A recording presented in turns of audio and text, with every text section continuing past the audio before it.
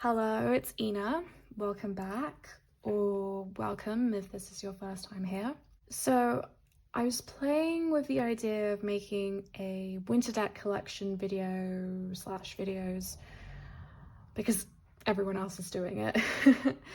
And it just seemed appropriate for this time of year, right? But that idea quickly morphed into something else when I found myself playing with my chosen decks for hours, trying to discover new pairings that seemed interesting or resonant in some way, or just looked good together, because that's important criteria for me too, right? Aesthetically pleasing things are resonant in their own way. They have their own language.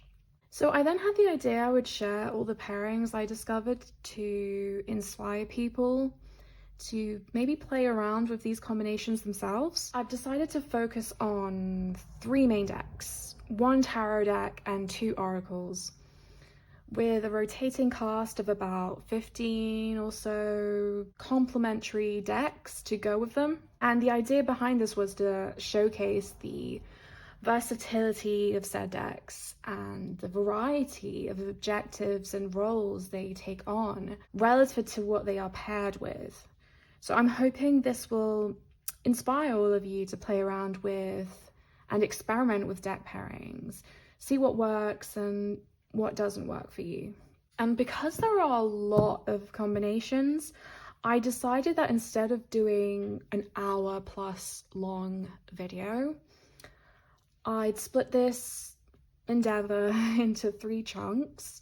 So 3 videos that hopefully aren't longer than 20 to 30 minutes, and that each focus on a different deck or decks with a different overarching theme. And all of this is done with the express purpose of making these videos much shorter and more digestible. So think of it as a mini series of sorts. Now, some of these decks aren't strictly wintry decks for me. Some feel more autumnal, but they pass the vibe check, so to speak. So I thought it'd still be seasonally appropriate to include them. Plus, a lot of these decks are what I have in my current rotation, so there's that. This is by no means an exhaustive list of my winter decks. I've left quite a few out, so this is not that kind of video. I will make said video at some later point though. So the focal point of this video will be these 2 decks, the Hush Tarot and the Fallen Angel Oracle. I've shown these 2 decks paired together in at least one other video, but I'm saving that particular pairing for the next video with a specific purpose in mind. So with all that being said, let's just jump straight into it. We'll be looking into the Hush Tarot first, and our first pairing is with the Antique Anatomy. So some people don't pair tarot decks together usually, but I find it interesting to see different decks in conversation with one another. So yeah, I don't consider the Hush Tarot a tarot in the traditional sense. I'm a bit old school. If a tarot deck doesn't follow a pre-existing system or strays from one, I don't strictly consider it a tarot. I've seen other people restructure the Hush Tarot, which I find interesting, but I'm personally on the fence about that. My main argument against restructuring it is that it kind of unapologetically speaks its own visual language, and that's something that I respect and I can get behind, even if it doesn't follow the tarot system. So the analogy I use for this deck is, when you're learning a new language, you need to learn its structure, its grammar, its syntax. So let's say you're learning Japanese, right? You're not going to impose or try to apply the same rules that apply to, say, German to Japanese, right? I mean, that would make no sense. So I feel like that's the case with the Hush Tarot, I think. I want to converse with this deck in its own language. I want to understand it.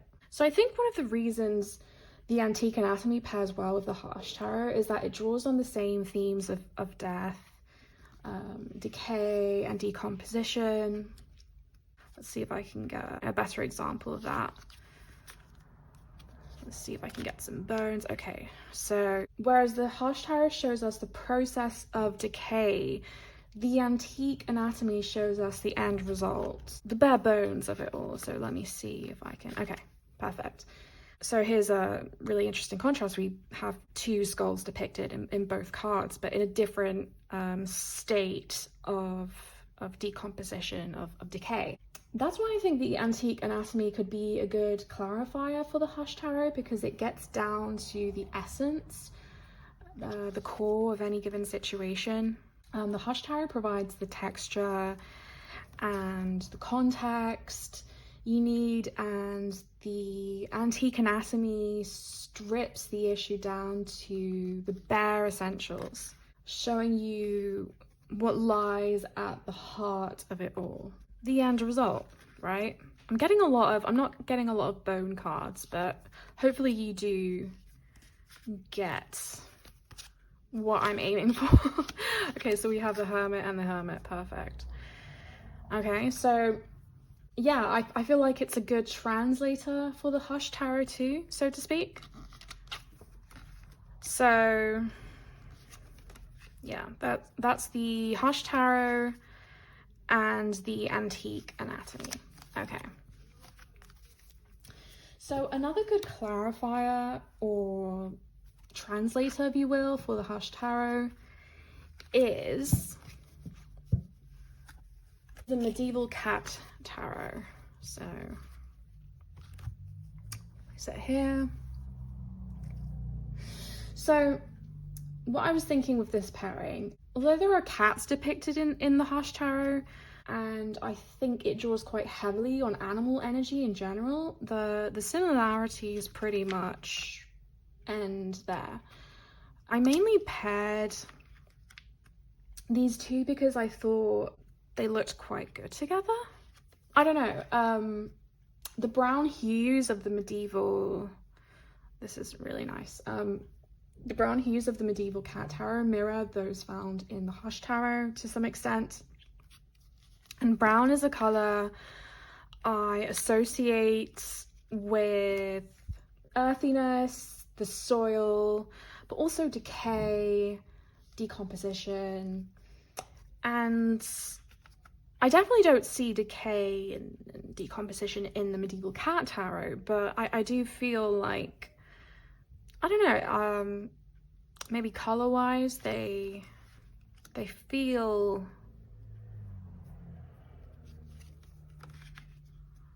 at least they don't, I feel like color-wise they definitely cooperate, although this feels like a warmer deck. This definitely is a cooler deck, hue-wise.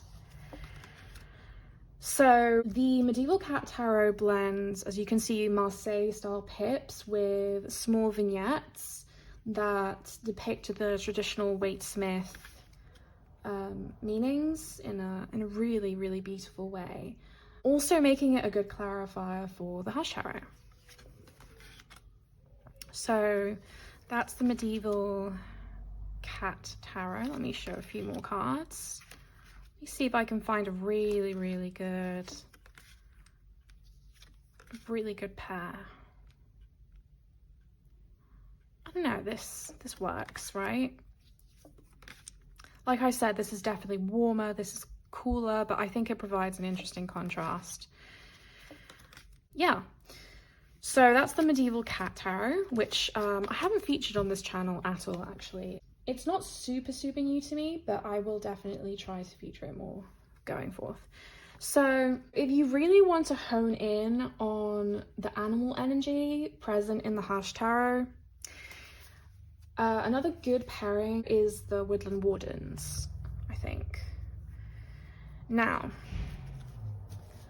To be completely honest, the Woodland Wardens is such a beautiful and versatile deck that you'd be hard pressed to find a deck that doesn't sit well with it.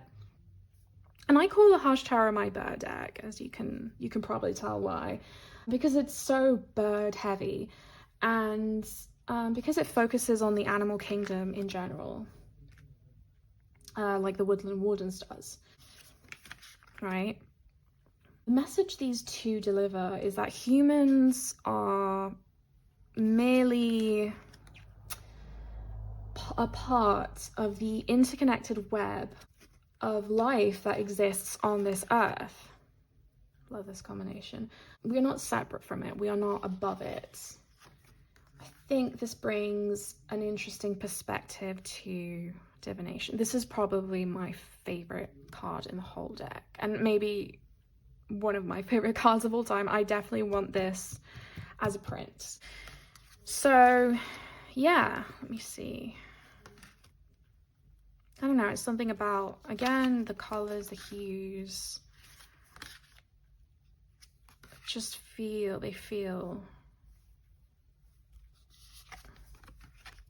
they work with each other, right? So, let's see if I can find a good, okay. There are some cards in this deck that I don't like because you can tell they were added after the fact. They weren't like original artworks. They were added after the fact when they were collecting these images for the purpose of creating a tarot deck. So you can definitely tell which cards are the ones that were added like after the fact. But anyway, yeah, so if you really want to work with animal energy, the animal energy that's present in the Hush Tarot, I would recommend the Woodland Wardens. Okay. So, this next pairing is an interesting one. I don't think I have much to say about it. So this is the Chinese Tarot. It's beautiful. Recent acquisition for me. So yeah, this pairing, I don't know, to me it just looks good. I think it provides a really beautiful contrast. I don't know, again, something about the color palette, the color schemes. I think it provides an interesting contrast in terms of like it straddles the fine line between life and death with an oscillating focus on human activity and the animal kingdom. So if you're looking for that kind of contrast, that might be interesting. Like humans versus animals, like what the animal energy or animal medicine has to bring to the table, and then how we can maybe translate it to a more human perspective. Again, this deck is a lot more brown, and this deck has variety of colors in it. It's a lot more rich, a lot more jewel tones as well. But I think, I don't know, they work together for some reason. They just do. Yeah. So okay, so that's another pairing. So I wouldn't say by any means that these are perfect pairs, but or even bonded pairs, but I don't know, I was like I said, I was just playing around with my decks, or with the decks I'm using, seeing what works, what doesn't, and I thought these kind of all looked fairly good with that paired with the Hush Tarot, and for different reasons as well. Now, the last pairing for the Hush Tarot is a pretty folksy one, if that kind of thing appeals to you. So if you want traditional cartomancy and a dark and brutally honest approach to life, try pairing the Conjure Cards with the Hush Tarot. So, okay, immediately I'm seeing a connection here. This is earthy in the plainest sense of the word. Like, earthy as in down to earth, we'll give it to you straight, kind of earthy, but also earthy in the sense that it reminds us that we come from the earth and we eventually return to it, right? Yeah, it's in that sense, it's very like memento mori. So the Conjure cards draw out the shadows in the Hush Tarot, I feel, further revealing the dark underbelly of life. And because the Conjure cards tend to lean a little bit more on the negative side, this is a good pairing if you're trying to get a reading on someone or something, you know, a situation, as a form of defensive magic, which is common in a lot of folk practices. So this pairing is for when you really want to get your hands dirty, you want to get down in the mud, oh, I like this, and get to the root of things. See, yeah, so yeah, okay, so that was the Hush Tarot. Now let's turn our attention to the Fallen Angel Oracle. So because most of the decks I'll be pairing with the Fallen Angel Oracle are the same ones I paired with the Hush Tarot, I can't provide like further commentary on why I chose these pairings beyond vibes. Yeah, just vibes, which leads me into what I'd like to discuss about this deck in particular. And while I do so, I'll flip through the different pairings. So let's start with just briefly, the Nicoletta Ceccoli. This is the full-size edition. So I do really want to quickly comment on this one. I think maybe, you know, the imagery isn't a perfect match. So, you know, the color schemes, yeah, the imagery isn't a perfect match, but I do think that if you really want to dive into shadow work, considering these are shadow archetypes, I do think this would be a really good pairing for shadow work. So again, imagery is there's quite big contrast here. I think that's what makes it work. So this is if you really want to do some like heavy duty shadow work. Yeah. The Emperor with Illusion. That's so interesting. So yeah, Nicoletta Ceccoli. This is a deck. This is one of my all-timers. I work with this deck so much, and I want to make a video dedicated to why I work with it so much, but this is a good, I think, shadow work combo. Yeah. Okay. So moving on to what I wanted to say about this deck in particular, the Fallen Angel Oracle. Okay, this is the Mountain Dream Tarot. Okay. Ooh, perfect. So, okay, what I wanted to say about the Fallen Angel Oracle. So if you own the Fallen Angel Oracle or are at least familiar with it, you'll know that the premise of this deck is that it draws on the energy, the attributes, and the various talents of 72 fallen angels or demons. These aren't necessarily demons in the evil, bad sense that the Abrahamic religious dogma teaches us, but they aren't just any common demons either, or even demonic familiars. These are the 72 demons of the Ars Goetia, or the Lesser Key of Solomon, although the Goetia itself draws from older texts such as the Pseudo-Monarchia Daemonum, I believe. Okay, so let's move on to another deck. Oh, I do like the star motif. So, okay, let's see.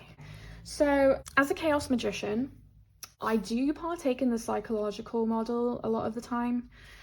So, I often, oh, beautiful. Anyway, so I often view these fallen angels or demons as Jungian archetypes, as parts of the soul or human psyche, often shadow aspects that need to be recognized and assimilated to reach a fuller sense of self, right? But because I also believe in both the spiritual and energetic paradigms, I won't be in a hurry to dismiss these archetypes either. These are real powerful spirits in whatever way you choose to interpret that. And I think there should be a certain reverence towards them, and a degree of caution should be taken when working with these energies and this deck. Okay. I think the medieval cats worked well with this one as well. Let's choose another card to begin on. Yeah, so as I was saying, I would say the same thing about angels, right? Like working with angels or any other kind of spirit. You need to know who you're dealing with. I think Paimon with the Hermit wisdom is very fitting. Yeah, anyway, but you know, you need to know who you're dealing with. That's all I'm saying. I gather this is a beautiful deck that pairs well with a number of decks, as I'm now showing, and is generally very vibey. But sometimes I worry. Yeah, I worry when I see how other people approach this deck, like just for the vibes. Now, I'm not here to gatekeep or preach or tell anyone how to live their life or how to practice, but it would be irresponsible of me to recommend or show this deck. Oh, beautiful. I keep getting distracted by the combinations that I'm getting, but yeah, it would be irresponsible of me to show this deck without mentioning certain caveats. As with all spirit work, be respectful, know thyself and your limits, just out of principle. In the same way you wouldn't approach a stranger or a new acquaintance acting really rudely or out of pocket, you wouldn't do the same with a spirit. Spirits are not accessories. And I do see this a lot amongst certain occultists or certain occult practices. So expect the same treatment you extend to them, basically. A lot of people talk about the dangers of working with the Fae, but don't seem to acknowledge other spirits. Again, I'm not here to fearmonger, to indoctrinate or impose any particular worldview. I want to remove myself from Christian dogma as much as the next person does. In fact, I work with a higher spirit who is considered demonic by the church but is largely misunderstood, and this specific spirit is working with me to undo religious conditioning and Catholic guilt. So, like, among other things. So believe me, the last thing I want to do is perpetuate any religious fear. And I'll cover this in more depth in my next video, which will look at pairings in my library that I think could facilitate spirit work or necromancy, which just means communicating with the dead. It doesn't mean like raising them from the grave. But yeah, so those were my...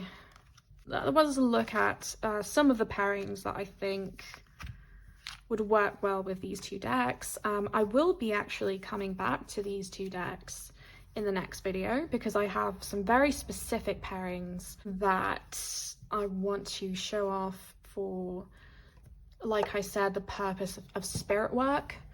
So that will be the next installment. That will be the second video. Spirit work and necromancy, pairings for that sort of thing. These are just pairings that are in my collection, my specific collection. So if you can think of any better pairings, or if you didn't really like the pairings that I showed, you could think of some better combinations, feel free to comment down below.